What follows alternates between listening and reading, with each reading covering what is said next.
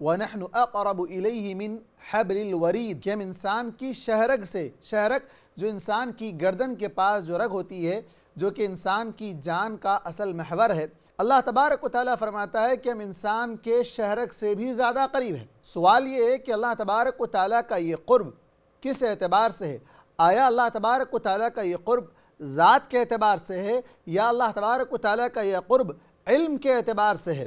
جو لوگ یہ کہتے ہیں کہ اللہ تبارک و تعالیٰ ذات کے اعتبار سے ہم سے قریب ہے، یہ بہت بڑی غلطی ہے، اس لیے کہ اللہ تبارک و تعالیٰ ذات کے اعتبار سے ساتوں آسمان پر عرش پر مستوی ہے۔ اللہ تبارک و تعالیٰ نے فرمایا الرحمن علی العرش استوى، اللہ تبارک و تعالیٰ عرش پر مستوی ہو گیا۔ اب یہ استوا کی کیفیت کیسی ہے اس کے بارے میں سوال کرنا بدعت ہے، جیسا کہ امام مالک رحمہ اللہ کہا کرتے تھے کہ الاستواء معلوم والکیف مجہول والسؤال عنہ بدعۃ۔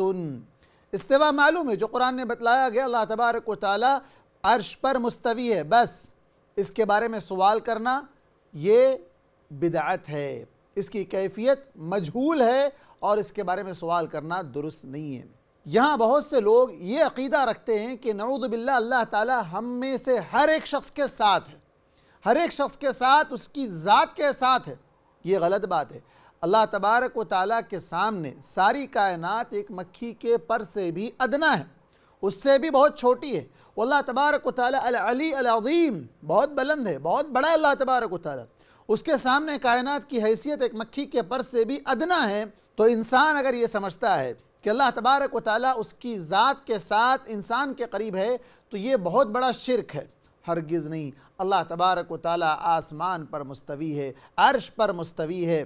اللہ کے رسول صلی اللہ علیہ وسلم ایک مرتبہ ایک لونڈی کے بارے میں جس کو آزاد کرنے کا مسئلہ تھا، تو اس سے پوچھا اللہ کے رسول صلی اللہ علیہ وسلم نے، بھلا بتاؤ میں کون ہوں؟ تو اس نے کہا آپ اللہ کے رسول ہیں۔ کہا اللہ کہاں ہے؟ اس عورت نے آسمان کی طرف اشارہ کیا، اس لونڈی نے۔ اللہ کے رسول صلی اللہ علیہ وسلم نے کہا کہ اس کو آزاد کر دو، یہ مسلمان ہے، اس کا ایمان ہے کہ اللہ تعالیٰ آسمان پر ہے۔ اور آج ہم میں کا مسلمان یہ کہتا ہے کہ اللہ تعالیٰ میرے اندر بھی ہے، آپ کے اندر بھی ہے، فلاں کے اندر بھی ہے، فلاں کے اندر بھی ہے، ہر ایک کے اندر ہے، نعوذ باللہ من ذالک۔ ہم اللہ کو ایک ماننے کا دعویٰ کرتے ہوئے کتنے چیزوں میں اللہ کا حلول یا نعوذ باللہ اللہ کا اتر آنا ہم تصور کرتے ہیں، یہ بہت ہی غلط عقیدہ ہے۔ اللہ تعالیٰ قریب ہے اپنے علم کے اعتبار سے، اللہ تبارک و تعالیٰ اپنی ذات کے اعتبار سے قریب نہیں ہے۔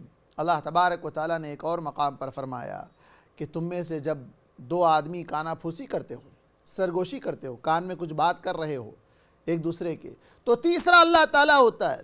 جب تین لوگ بات کر رہے ہوتے ہیں تو چوتھا اللہ تعالیٰ ہوتا ہے، اور چار لوگ ہو تو پانچواں اللہ تعالیٰ ہوتا ہے۔ بلکہ اللہ نے کہا تم جہاں کہیں ہو اللہ تمہارے ساتھ ہے، وَهُوَ مَعَكُمْ أَيْنَمَا كُنْتُمْ، تم جہاں بھی رہو اللہ تمہارے ساتھ ہے۔ یہ معیت اللہ تبارک و تعالیٰ کی بالذات نہیں ہے، ذات کے اعتبار سے اللہ ہمارے ساتھ نہیں ہے، علم کے اعتبار سے ہمارے ساتھ ہے۔